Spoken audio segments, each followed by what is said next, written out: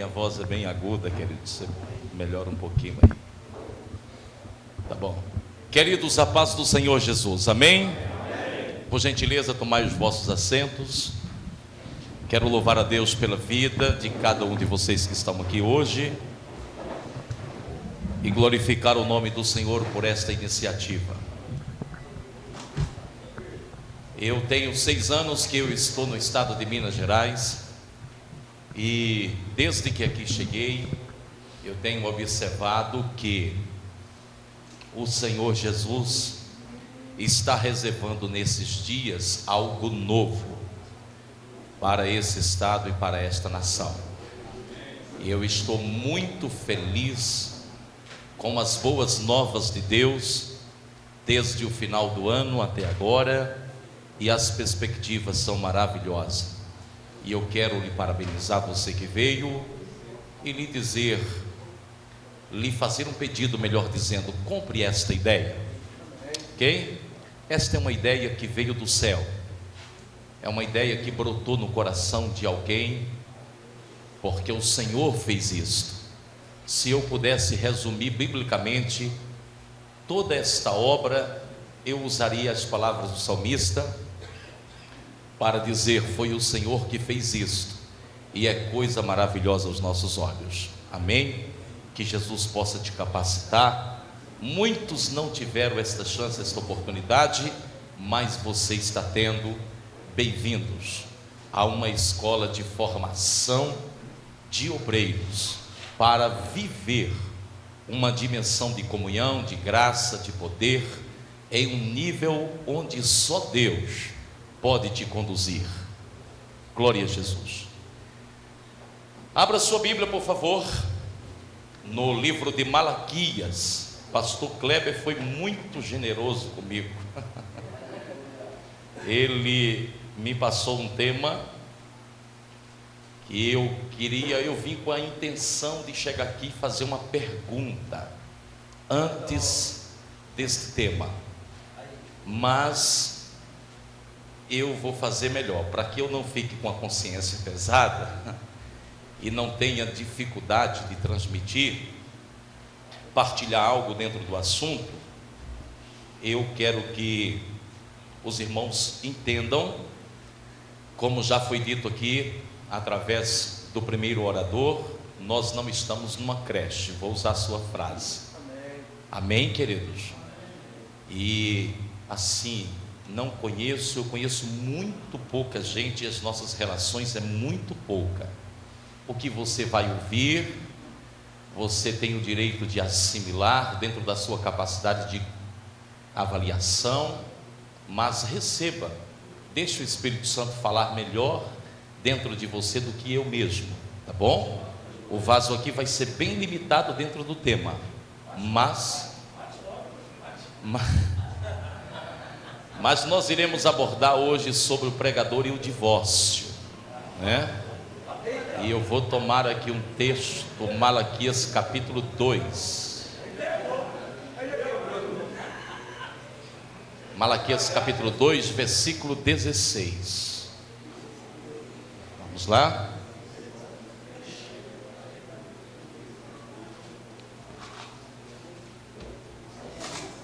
Se vocês quiserem fazer ou possuir nesse momento um entendimento melhor, é do capítulo 10 ao versículo 16. Mas eu quero usar só um tema, só uma expressão aqui, do versículo 16, que diz assim: eu odeio o divórcio, diz o Senhor, Deus de Israel.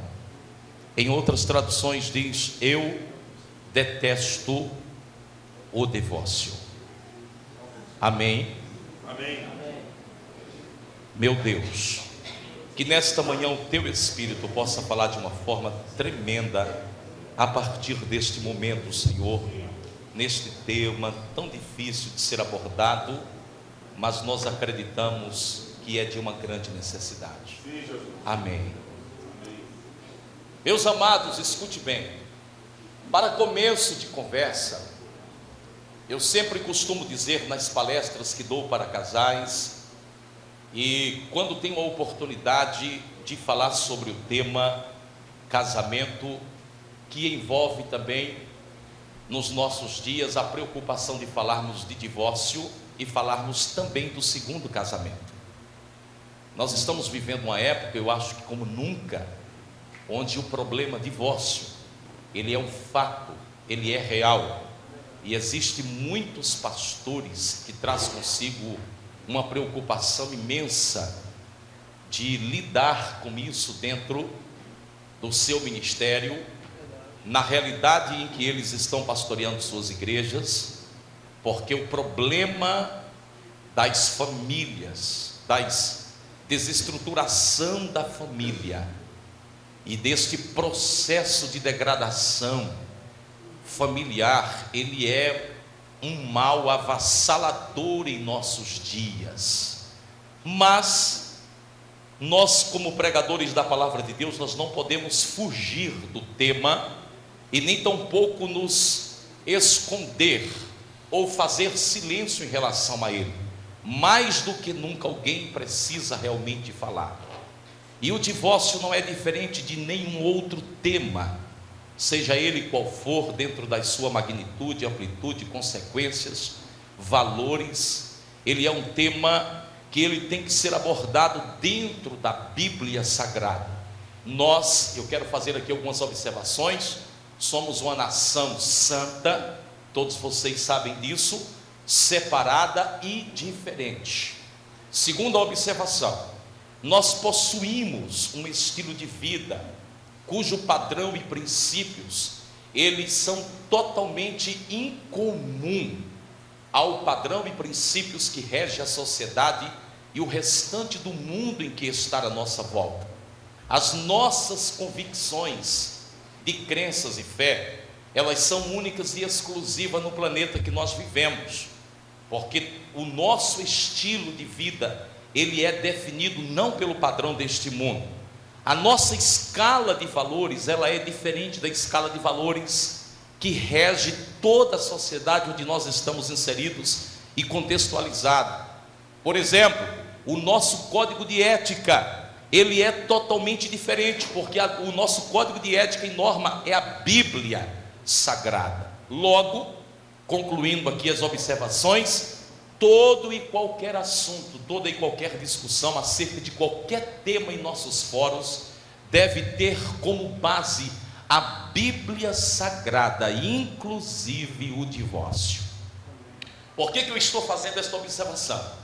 Que eu vou falar disto para uma escola de pregadores, para pessoas que têm não apenas a visão de Deus, mas têm o idealismo.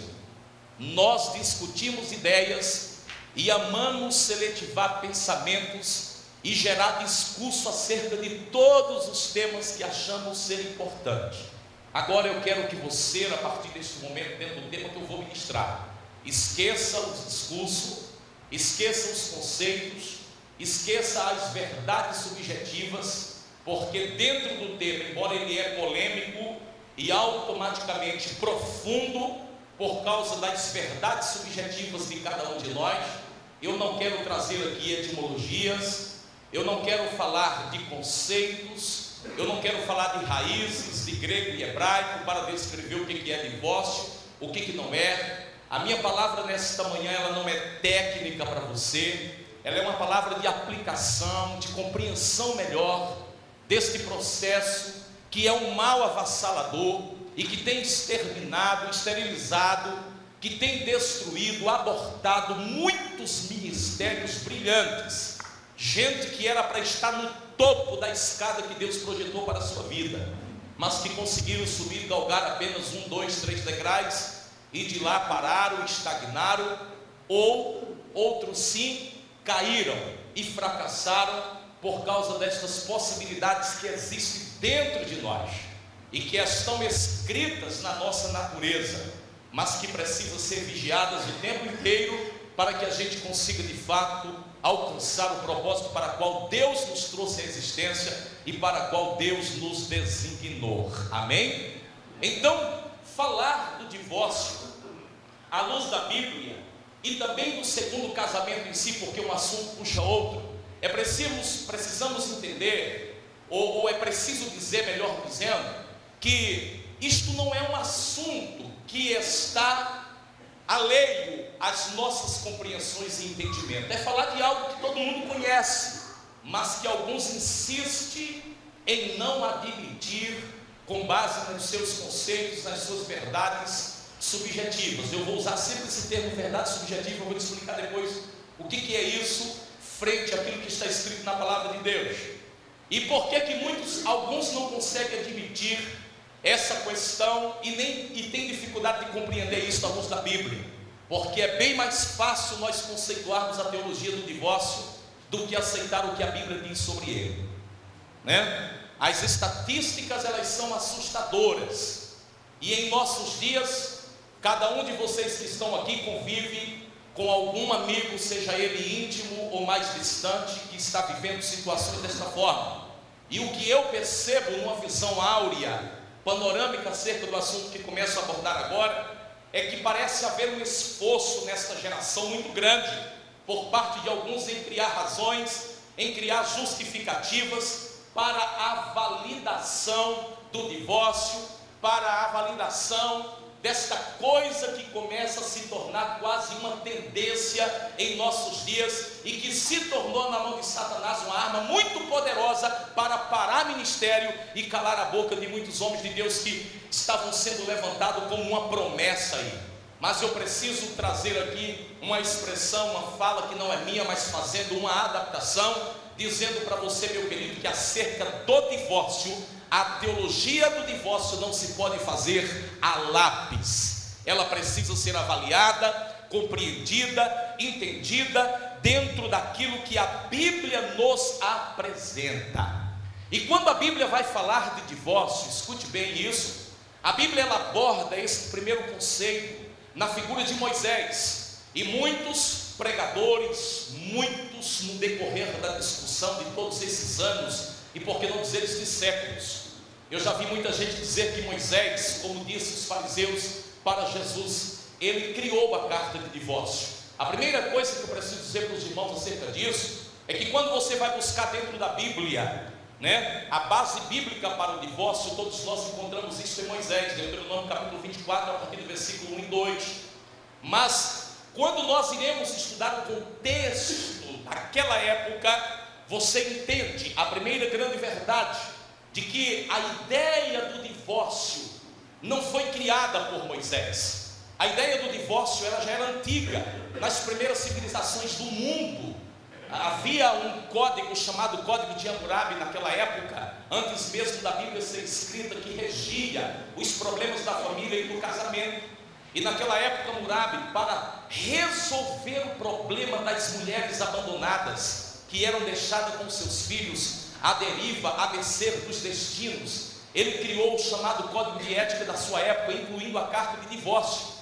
Muitas das coisas que você vai ler dentro da Bíblia, e muitas das coisas que foram introduzidas acerca do divórcio pelos fariseus, desde Moisés até Cristo, até os dias de Cristo, foram adaptações trazidas deste código de lei, que foi criado na verdade não para produzir a separação, e tampouco para legitimar isso, mas para proteger a mulher mãe que foi abandonada em seus dias. Moisés ele pega este princípio por orientação de Deus, e ele vai trazer a carta de divórcio dentro de uma visão que não pode ser jamais comparada, dentro de uma cultura que não pode ser jamais comparada com a cultura dos nossos dias, e nem com o casamento dos nossos dias, porque o casamento do hebreu não era igual ao nosso. O casamento do hebreu, ele era muito parecido com o casamento que acontecia nos dias do imperador Hammurabi.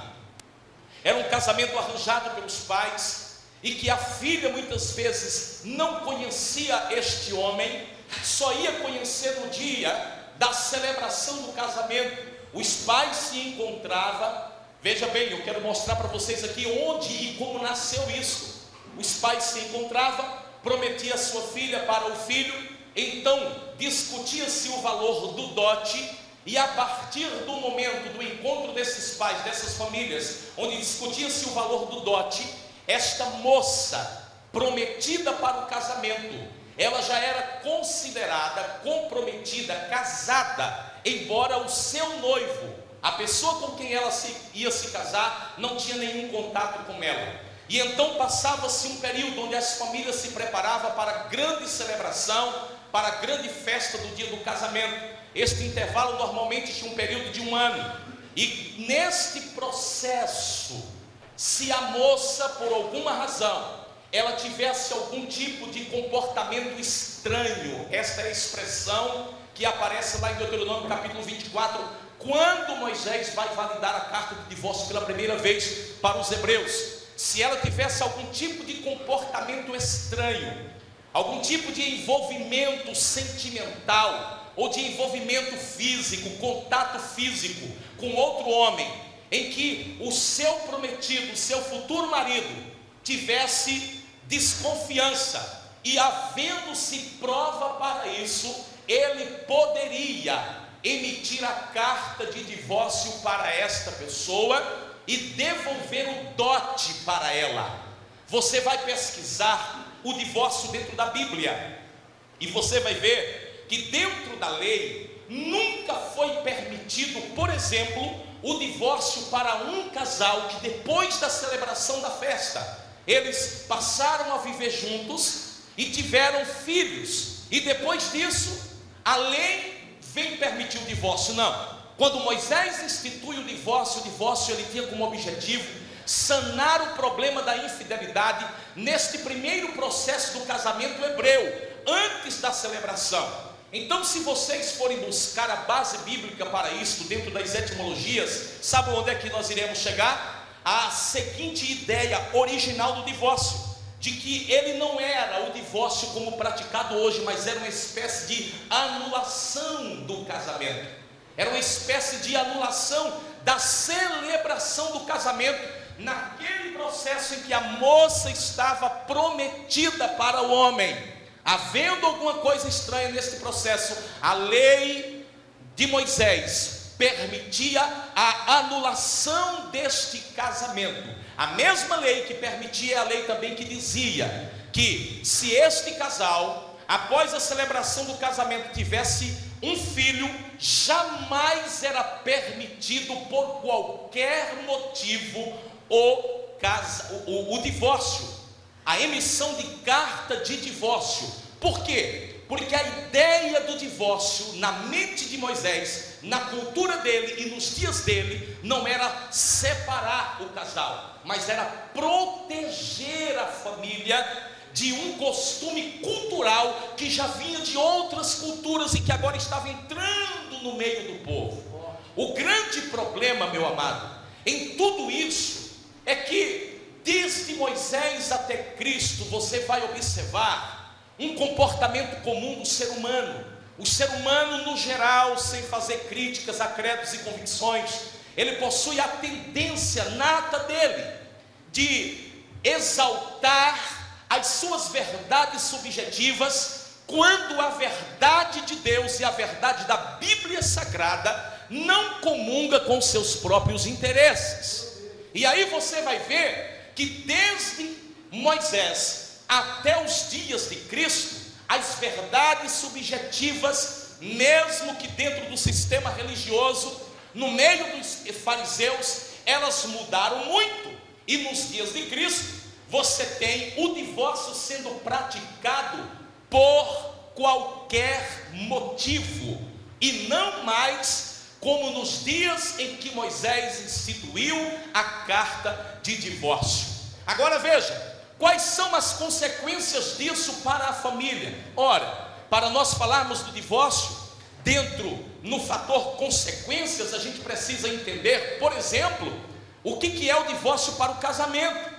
E aí, na contrapartida, eu preciso só lembrar a cada um de vocês que o casamento ele é primeiro um pacto de sangue.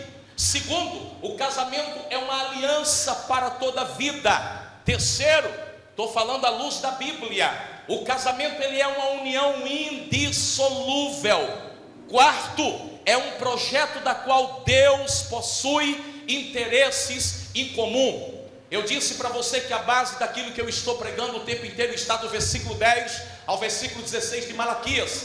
Por exemplo, no versículo 15 de Malaquias, o Senhor ele vai lá desde o versículo 10 condenar o comportamento dos hebreus, o comportamento dos judeus, o comportamento de Judá em relação ao abandono da mulher dos dias da sua mocidade, e vai declarar que ele detesta, ele odeia o divórcio. Por quê? Porque dentro desta união, Deus tinha o plano, o projeto de produzir uma descendência, uma linhagem consagrada. E o Deus que instituiu a união, ele precisava da família como base para gerar dela uma descendência separada, de uma identidade, de um perfil totalmente diferente.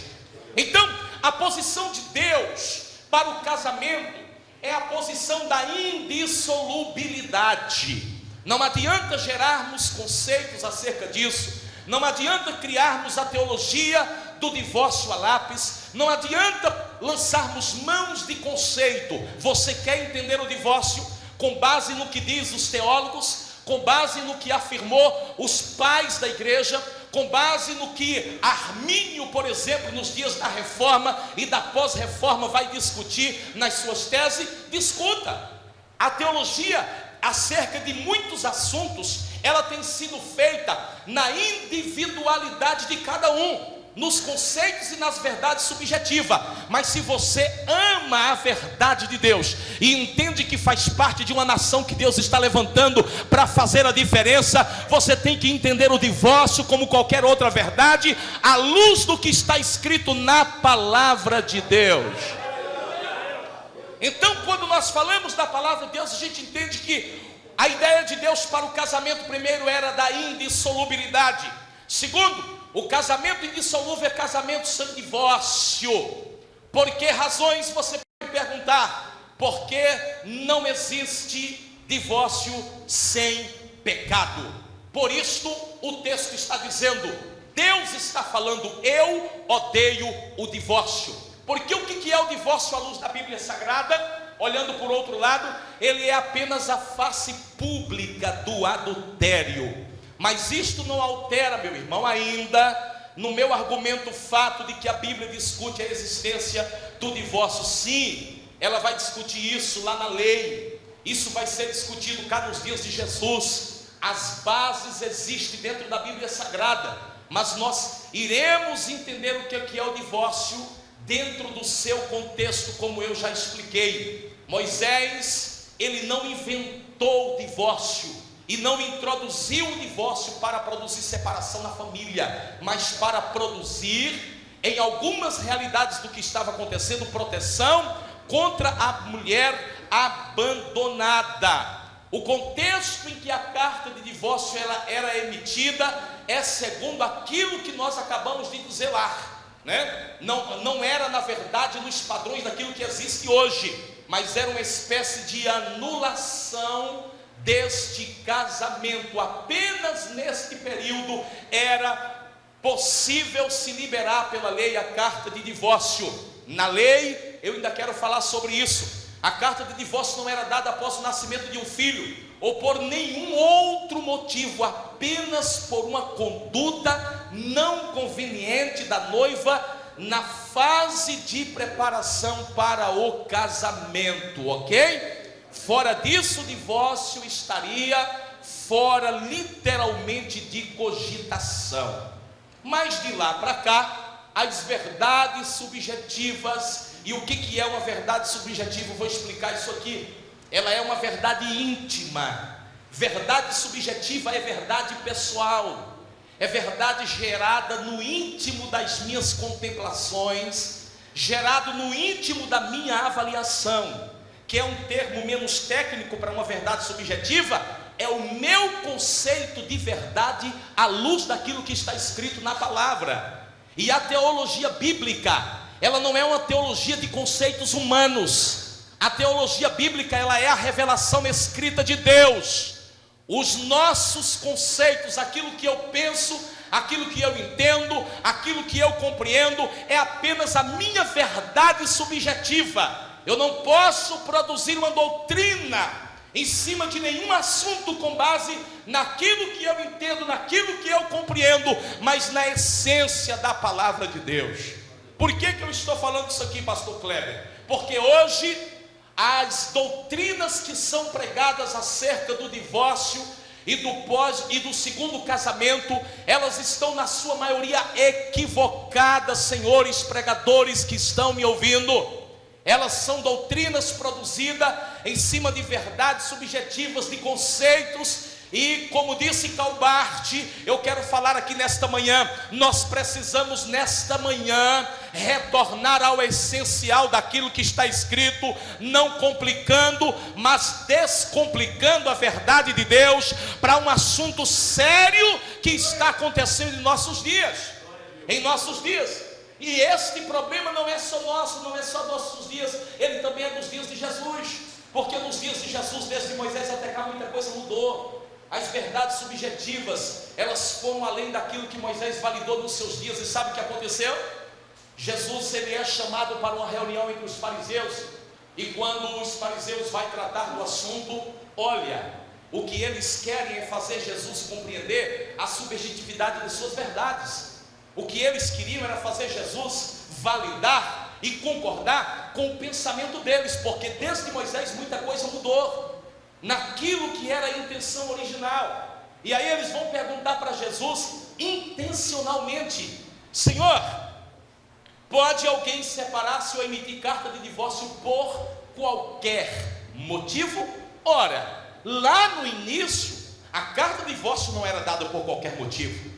Lá no início, quando a carta de divórcio foi reconhecida no meio dos hebreus, na congregação dos hebreus, ela tinha um objetivo único. Segundo, ela era emitida antes em que este casal passasse pela celebração e tivesse o primeiro filho. Fora desse contexto, ou seja, casamento dentro, à medida que os anos passavam, isso não era permitido. Mas nos dias de Jesus a coisa já estava acontecendo por qualquer motivo. Então, dentro desta visão, Jesus vai responder trazendo a eles à memória pelo menos 3 princípios, da qual eu quero falar aqui. Primeiro, Jesus vai evocar não aquilo que estava acontecendo nos dias dele, mas Jesus vai evocar o contexto de Moisés, e ele vai dizer assim: no princípio, trazendo a eles a memória de que muita coisa desde os dias de Moisés até aquele momento havia mudado na mente deles, trazendo a eles a memória de que as verdades haviam sido alteradas nos conceitos e argumentos humanos.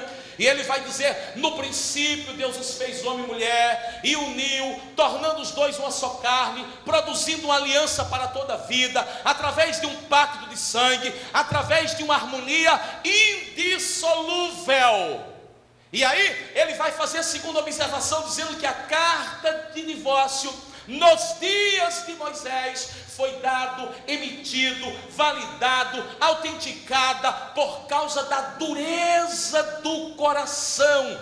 Mas isto ainda não era uma validação. Por quê? Porque Jesus outra vez vai trazer à memória deles o princípio básico, o pensamento, o idealismo de Deus, quando decidiu unir lá no Éden o homem e a mulher. E ele vai repetir dizendo: mas no princípio não foi assim.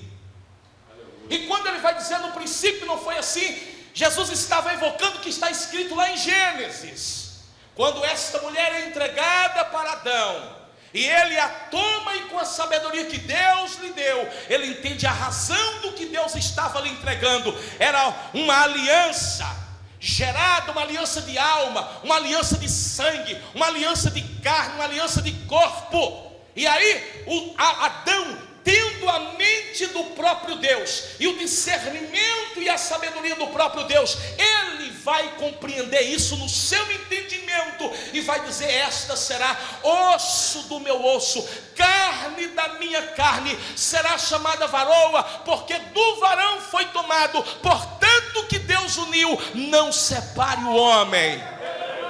Este é o idealismo de Deus. E quando Jesus ele fala isso, após ter falado isso, ele vai abrir a exceção que dá base a todos os argumentos nos últimos 2000 anos de história e de relações entre o homem e uma mulher. Quando ele vai dizer: eu porém vos digo, versículo 9, que aquele que abandonar a sua mulher e lhes der carta de divórcio, a não ser por adultério ou a não ser por infidelidade, faz desta mulher uma mulher adúltera. Esta afirmação ela tem sido no decorrer dos anos da Igreja de Deus o texto áureo para muitos que desejam validar o divórcio à luz da Bíblia. A exceção que Jesus faz aqui, a exceção aberta por Jesus neste texto é: em havendo adultério, fecha aspas, Jesus não validou o divórcio. Jesus não instituiu, como muitos têm pregado, o divórcio. Ele está dizendo que, havendo o adultério, neste caso, ele, como próprio representante máximo de Deus, assume uma posição de neutralidade. Jesus não valida o divórcio. Ele apenas diz: havendo adultério, ele fica neutro. Por quê? Eu vou repetir de novo: porque o divórcio é a face pública do adultério. Não existe adultério sem divórcio. Aliás, divórcio sem adultério. Não existe divórcio sem infidelidade. Então, onde que começa o divórcio? Opa, a gente vai chegar lá daqui a pouquinho e vai ficar bom. A fala de Jesus tem que ser entendida dentro do seu contexto. Ora, primeiro, ele não valida, ele faz silêncio, ele assume a posição de neutralidade. Segundo, ele vai falar da possibilidade do adultério, onde ele, como Deus, assume a posição de neutralidade, mas dentro de um contexto onde o divórcio era praticado por qualquer motivo. Você vai ler o texto e a interpretação ela não pode sair do seu contexto, porque a pergunta dos fariseus é: por qualquer motivo. E por que eles fez esta pergunta? Porque era assim que eles viviam, era assim que eles estavam se comportando. Por qualquer motivo, por qualquer briguinha, as pessoas abandonavam as suas esposas. E aí o Senhor mais tarde ele vai dizer por que ele odiava o divórcio. Porque Deus, irmãos, não suportava ver o choro de crianças inocentes, de mulheres traídas, abandonadas, que após os seus maridos deixarem, largarem, casar-se com outra, elas iam para dentro do templo, se debruçavam diante do altar e choravam por causa do marido da sua mocidade, que lhe trocou por outra e lhe abandonou. Isto para Deus é algo terrível. Deus não suporta o grito e o choro de uma mulher traída e de um filho que não tem nada a ver com a irresponsabilidade dos sentimentos de um ser adulto. E no contexto em que ela foi pronunciada, não se pode anular a afirmação de Jesus. O que sela o contexto ali, o que conclui a teologia de Jesus acerca do divórcio, é a expressão: no princípio não foi assim. Não dá para entender, meu amado, porque muitas pessoas querem a qualquer custo se divorciarem, se Jesus está dizendo: quando meu pai casou o primeiro homem com a primeira mulher, ele estava dizendo que esta união era indissolúvel. O que Deus uniu, o homem não pode separar. Vamos lá. Eu tenho mais quantos minutos aí?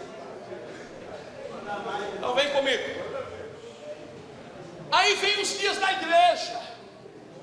Os dias de Jesus era assim, diferente dos dias de Moisés. Jesus conclui os seus ensinos e sobe. Aí vem os dias da igreja. Nos dias da igreja o assunto sai do contexto dos fariseus e entra no contexto dos pais da igreja. Esse assunto era tão polêmico nos dias de Cristo, nos dias da igreja, melhor dizendo, que criaram-se exclusivamente duas escolas para tratar do tema divórcio. A primeira escola era de um rabino, por nome de Hilel, e a segunda escola era de Shammai. Hilel, escuta bem, na escola dele, o divórcio era permitido por qualquer motivo. Era o liberal da época. Na escola de Hilel, o que valia não era o que estava escrito na Bíblia, era a interpretação do teólogo que fazia exposição daquilo que estava escrito. Infelizmente, existem em nossos dias hoje muitos discípulos de Hilel, com a Bíblia na mão, pregando a doutrina que não está escrito e não condiz com aquilo que está escrito na palavra de Deus, pregando conceitos, pregando verdades subjetivas, em vez de transmitir a revelação com fidelidade daquilo que está escrito. A outra escola, eu vou correr um pouquinho aqui porque nós temos um assunto melhor, temos um tópico melhor, é a escola de Shammai. Nesta escola se restringia o divórcio ao máximo, porque este rabino, ele era crente de verdade.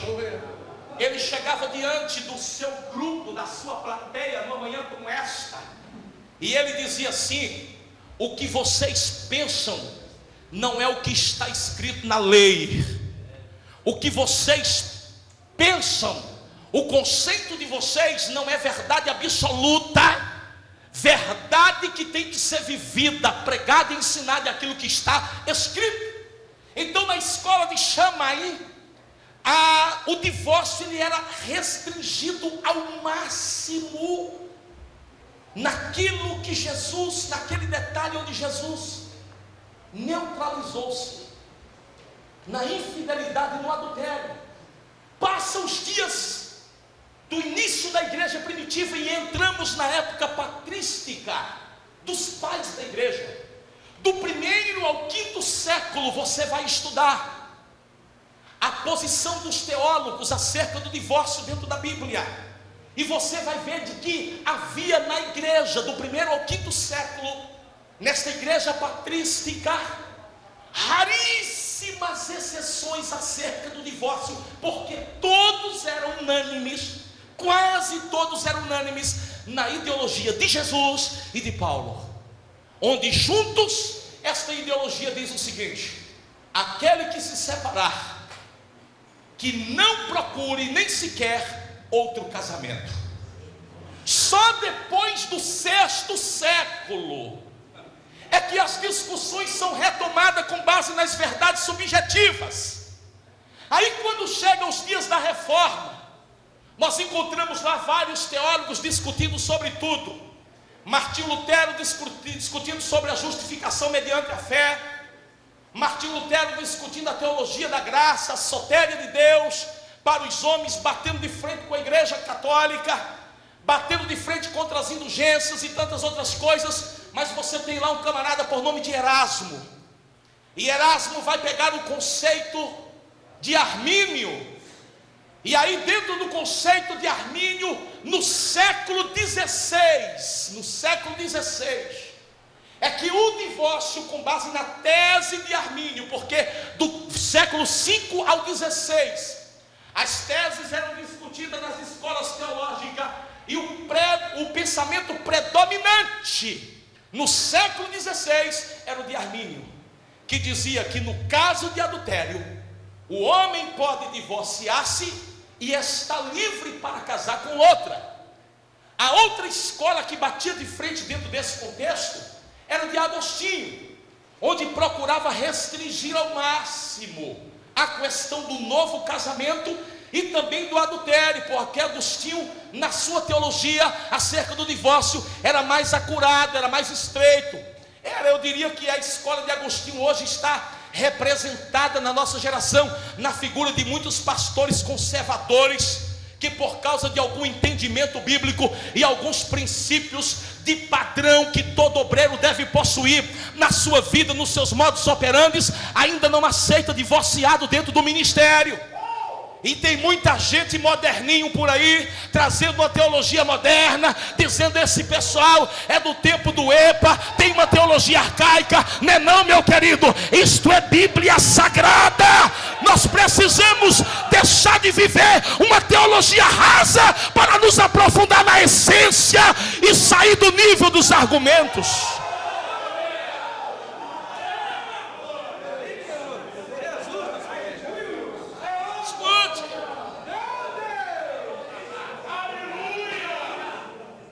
Agora só tem um problema, queridos.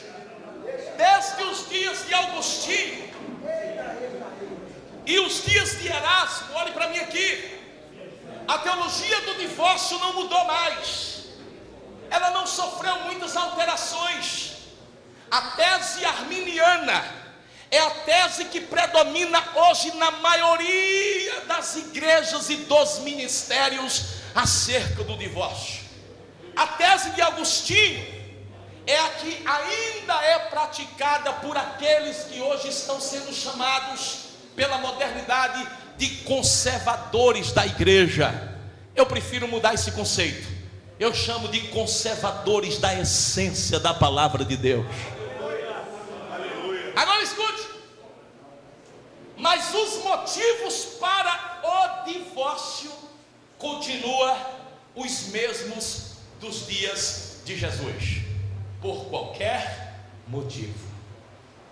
Hoje, a nossa geração, conhecedora da verdade, conhecedora da palavra, que possui o conhecimento, que tem habilidade em discutir, em conceituar, em verbalizar a teologia dos nossos dias, ela é também uma geração que busca na palavra. Os fariseus buscaram em Jesus, nós buscamos na palavra justificativas para validar o divórcio por qualquer motivo. A pergunta dos fariseus para Jesus, ela ainda é atualíssima em nossos dias. É lícito abandonar a minha esposa e casar com outra por qualquer motivo? Tem muita gente perguntando isso. Tem muita gente querendo ter essa resposta. Tem muita gente buscando alguém que afirme com veemência de que de fato isto é lícito. E aí é lícito. E aí eu preciso dizer algo para vocês, que quando nós pegamos a expressão dos fariseus, por exemplo, é lícito repudiar a minha esposa por qualquer motivo. Eu parei dentro desse texto, pastor Kleber, para me perguntar o que seria, o que estava na mente dos fariseus quando eles perguntaram a Jesus assim, por qualquer motivo. O que esses caras estavam pensando? O que essa expressão por qualquer motivo fala para nós hoje? Deixa eu te falar uma coisa. Os motivos que estavam por trás da pergunta dos fariseus, eu quero citar pelo menos alguns para vocês aqui. Primeiro, falta de temor a Deus. O que estava por trás daquela pergunta capciosa? Segundo, falta de flexibilidade para o exercício do perdão dentro do casamento. Tem cabra que, além de ignorante quanto à essência da revelação bíblica para a formalização da sua convicção, ele é bruto como uma cancela, ignorante como um jumento, e o que ele quer mesmo é chutar o pau da barraca, em vez de exercitar perdão, para que Jesus entre no seu casamento e mude a realidade da sua família. Nós precisamos, queridos, entender que não importa qual seja o tamanho do problema, o tamanho da guerra, o tamanho da tempestade, o tamanho da tsunami que está abalando o teu casamento, se este crente, este homem, esta mulher tem flexibilidade como a palmeira para se abaixar, pedir perdão, Deus opera no meio do perdão.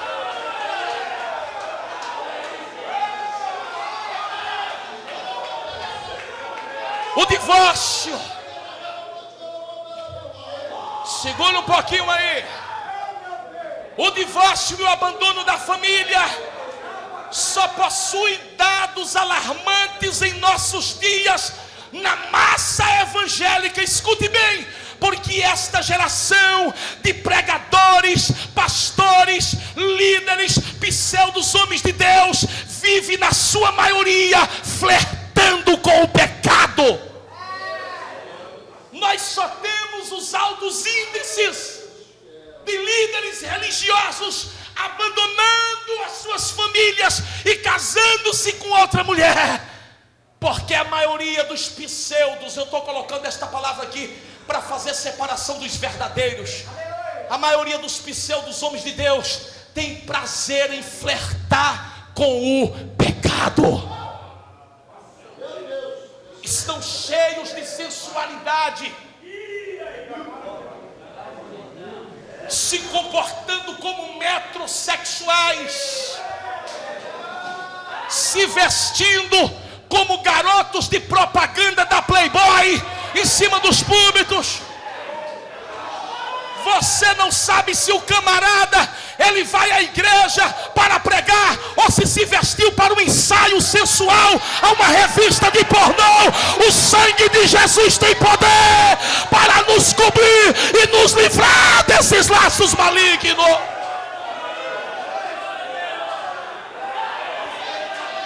Purecanastel, rimanto teple foste imitecai, aonde canastuple faste rebicanarabia, recantuta play, laster que nastuia, ruminesse calabanara raçai.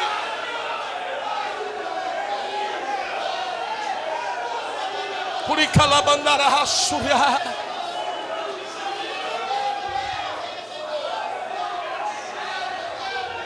Segura um pouquinho aí. Eu já vou terminar.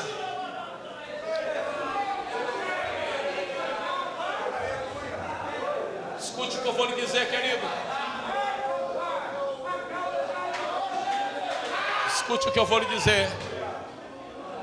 E você pode me perguntar assim, pastor Moisés, e onde começa o divórcio? Escuta essa aqui. Segura aí. Escuta essa aqui. Você pode me perguntar, pastor Moisés, e onde começa o divórcio? O divórcio começa quando os motivos para pecar, eles começam a se multiplicar dentro de nós. Onde o divórcio começa, pastor? Na sensualidade do pregador. Onde o divórcio começa, pastor? Na forma como você se veste, na forma como você olha as pessoas que estão ao seu lado. Onde o divórcio começa, pastor? Na forma doce da fala mansa, quando você se comunica nas redes sociais. Onde o divórcio começa, pastor? Começa nas intenções. Ei, deixa eu lhe falar uma coisa. Existe uma lei que eu respeito muito e até hoje estudo sobre ela, chamado lei da atração. Na lei da atração, você atrai aquilo que você libera. Na lei da atração funciona assim: aquilo que você expande volta multiplicadas vezes para você. Então escuta essa aqui, com base na lei da atração. Quem tem cheiro de santidade não atrai mulherzinhas carregadas de pomba gira e de adultério. A maior blindagem para você não cair em pecado é a marca da santidade na sua vida. Pastor, então o que é que eu faço? Vista-se como homem de Deus, fale como homem de Deus, suba nos púlpitos e nos palanques como homem de Deus e não como playboyzinho da moda atual. Comporte-se como homem de Deus.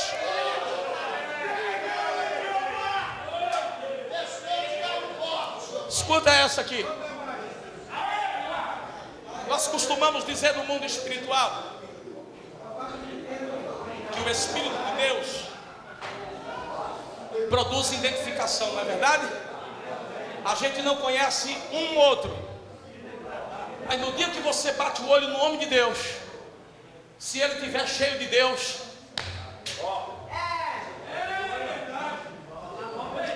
é isso que está acontecendo com pregadores carnais. Sabe por que tem muitos pregadores sendo tentados dia e noite, perseguidos por mulherzinhas, embebecida como uma esponja na água, envolvida em legiões de demônios? Porque o cheiro que ele está exalando é cheiro de carne. Olha para a pessoa que está do teu lado aí e confronta ele dizendo: qual é o cheiro que tu está exalando, meu irmão? Exala cheiro da santidade. O perfume que tem que estar em você é o perfume da rosa de Sará.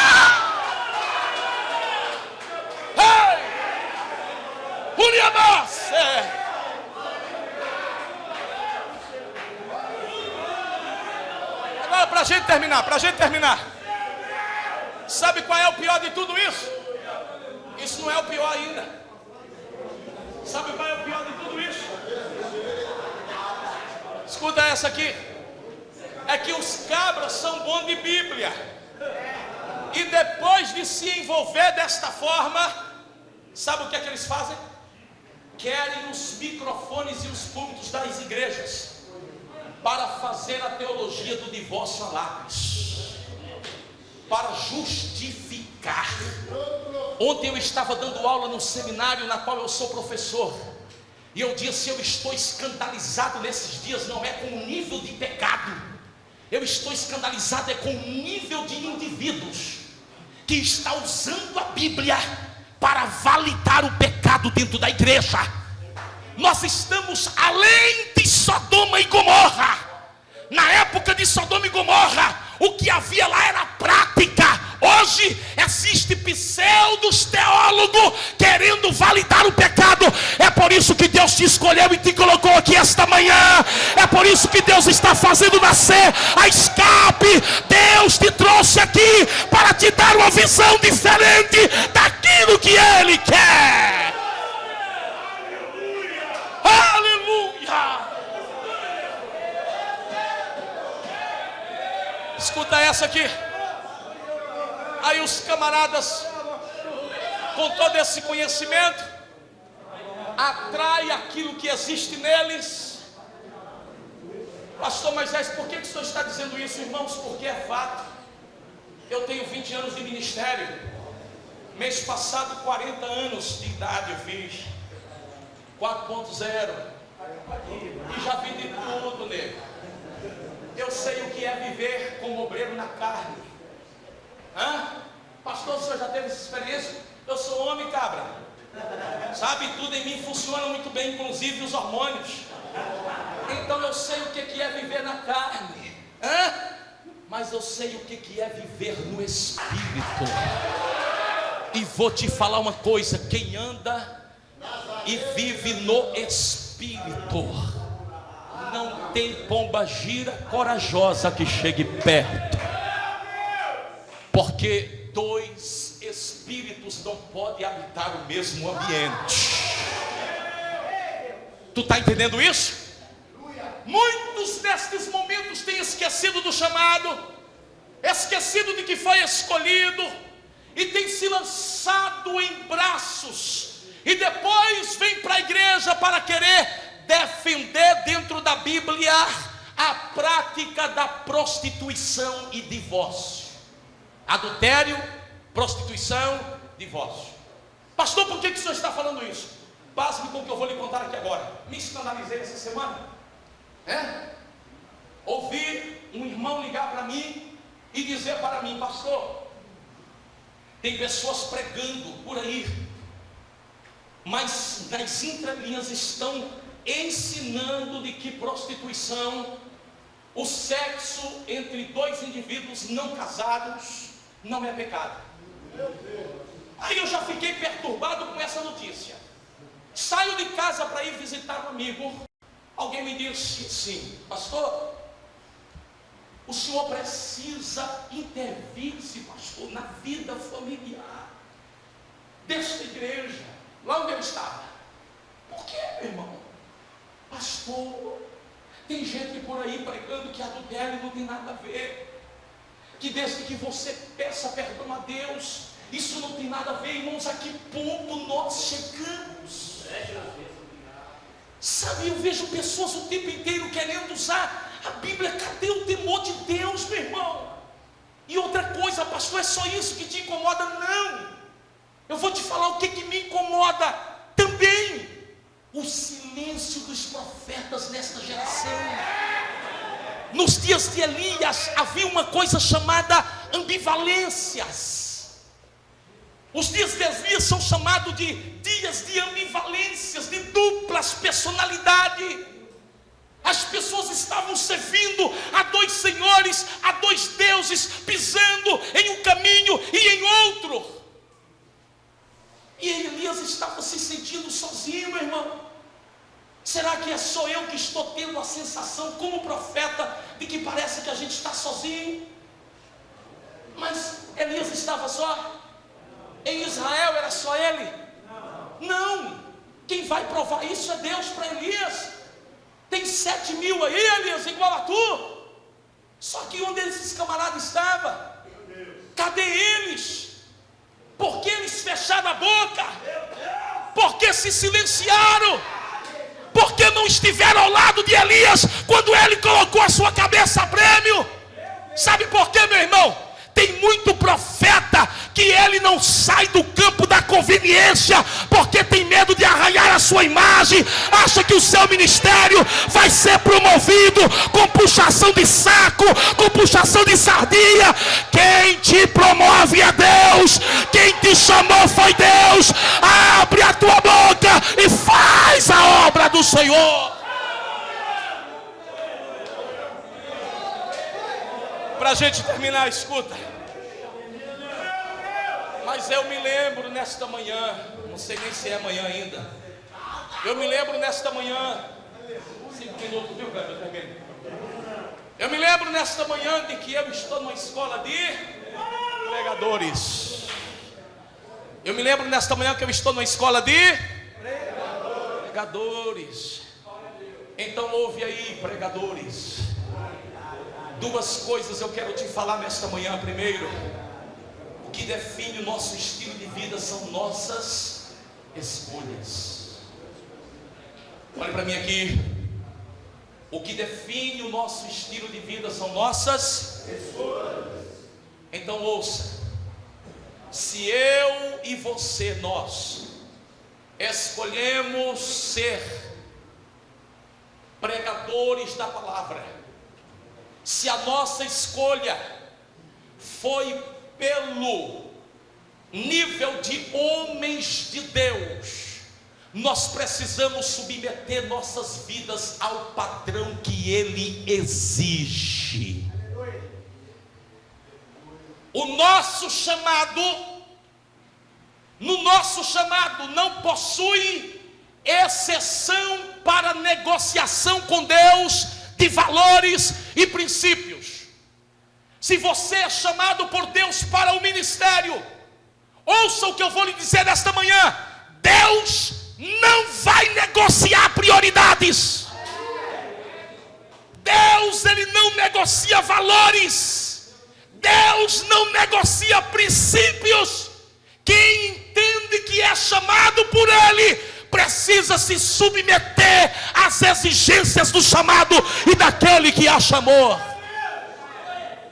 Para pessoas naturais, o divórcio, já estou terminando, em alguns casos é um mal necessário para pessoas naturais. Mas escute aqui, olhe para mim aqui.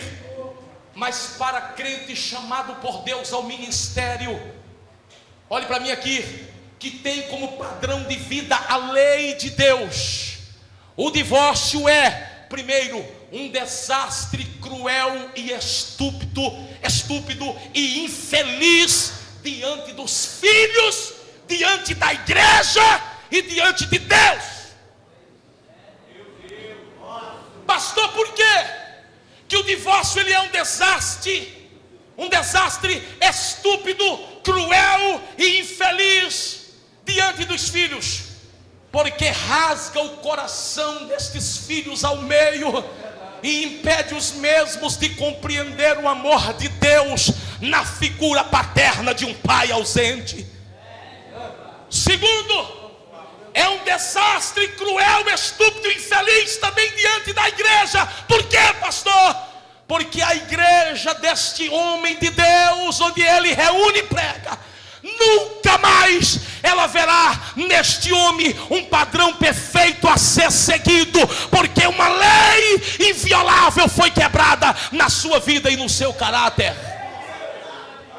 É um desastre cruel e estúpido também diante de Deus. Por quê? Porque Deus abomina ver, e eu vou repetir, o choro de um inocente, ou de uma criança, ou de uma mulher traída, desprezada pelo marido, que agora ela tem que suportar olhar e ver nos braços de uma outra mulher.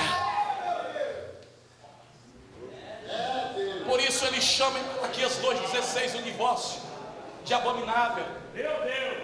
Por isso ele diz que ele odeia o repúdio. Concluindo, e eu vou orar, escute o que eu vou lhe dizer agora.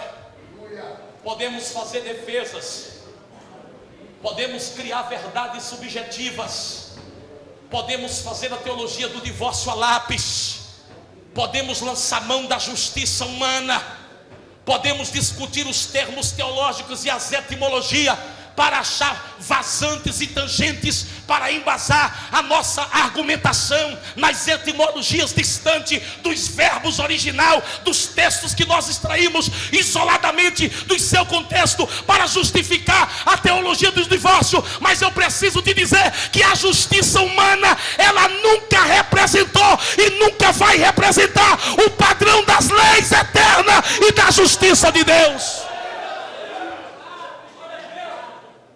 Nunca. E quem está debaixo da lei de Cristo, meu irmão, não pode lançar mão das leis humanas para justificar o injustificável. Paulo disse: o obreiro deve ser marido de uma só mulher. Quer que eu pregue mais depois disso?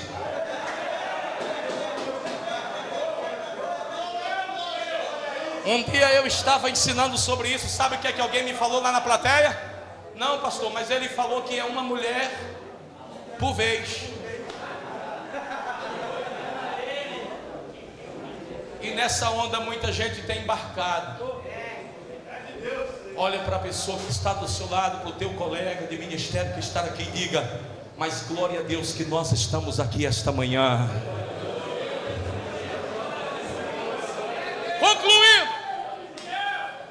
Concluindo, nossa geração precisa de referencial de verdade. Quantos concordam? Diga aleluia.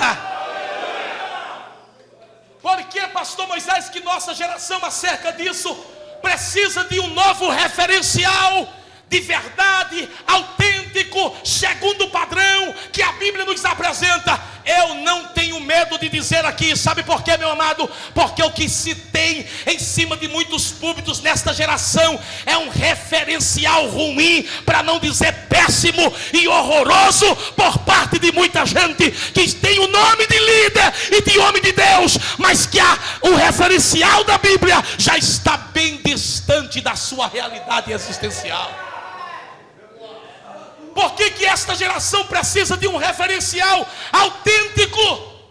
Porque muitas pessoas que hoje ainda estão aí com título apenas, sentado em algumas cadeiras, são pessoas moralmente adoecidas, são pessoas de caráter defeituoso, são pessoas de personalidade moldada no padrão do mundo, são pessoas que estão pregando uma teologia distorcida e sem graça. E levante sua mão, por favor, nesta manhã. Mas Deus te escolheu nesta manhã, te colocou neste lugar para te dar uma moldagem diferente, para te lapidar. Sabe por quê? Para que você entenda que você não é chamado para dar continuidade a um padrão que existe hoje aqui, mas para fazer a diferença. Eu não tenho medo de profetizar dizendo que Deus está levantando uma geração que vai substituir outra, debaixo de uma graça, de uma unção, de um padrão e de um modelo diferente, para a glória do nome do Senhor. Pode se colocar de pé. Não preciso pregar mais. Por canto este remonte flastirima tu condefai. Por isso nesta manhã eu quero te pedir, meu irmão, em nome de Jesus. Muitos oradores depois de mim vai pregar sobre muitos temas aqui, mas esse é um bom momento para nós darmos as mãos aqui e levantarmos um clamor pelas nossas famílias, e levantarmos um clamor pelas nossa casa, e levantarmos um clamor pelas nossas esposas, pela família evangélica dentro desta nação. Eu vou repetir a expressão do psicoterapeuta familiar, pastor Josué Gonçalves, quando ele disse: nenhum sucesso ministerial justifica a falência de uma família. Abre os ouvidos, pregador, e ouve o que eu tenho para te dizer. O sucesso do teu ministério começa onde começa a tua família. Ele está de pé enquanto a tua família estiver de pé, mas ele cai onde a tua família fracassa. Cuida da tua família, porque você está cuidando do teu ministério.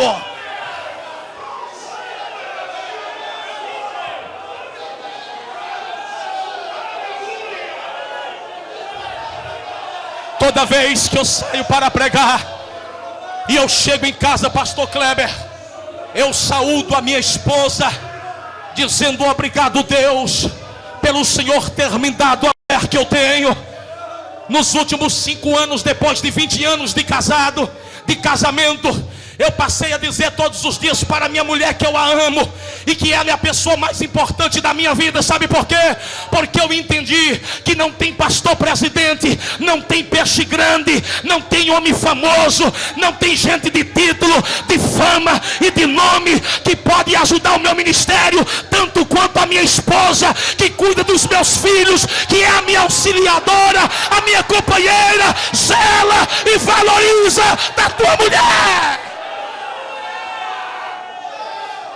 Cuida dela, porque tu está zelando pelo teu ministério. Levante comigo o clamor esta manhã. Amado e eterno Deus, no que endefaste reconte amantu yosto defou le plaster que no fiaste marrácia. Eu quero, meu Deus, te agradecer pela escape, pela escola de capacitação para pregadores. Eu quero te louvar, Senhor, por esta iniciativa, por esta manhã profética de uma nova modelagem espiritual. Eu quero te agradecer, Senhor, pela vida do pastor Kleber, pela vida de cada obreiro, cada pregador, cada pessoa que o Senhor separou e colocou aqui nesta manhã. A ti a honra, a ti a glória, é para ti, Senhor, a nossa vida e o nosso louvor. Prepara, Jesus, a tua igreja, prepara, meu Deus, o teu povo para impactar esta geração de uma forma diferente, através do exemplo de vida e de um bom testemunho e de um bom proceder. Levanta a tua mão e glorifica o nome do Senhor.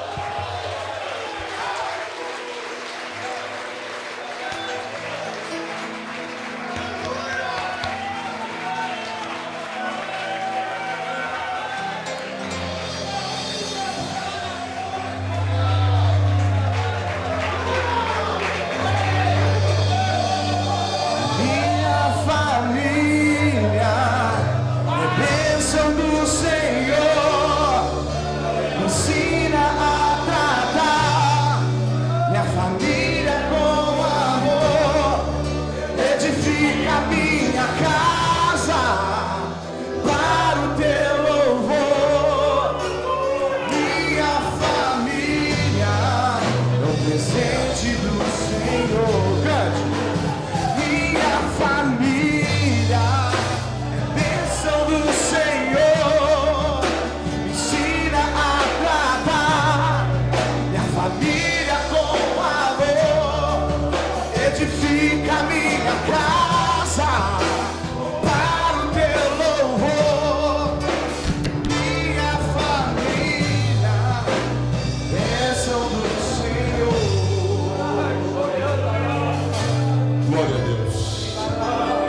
Glória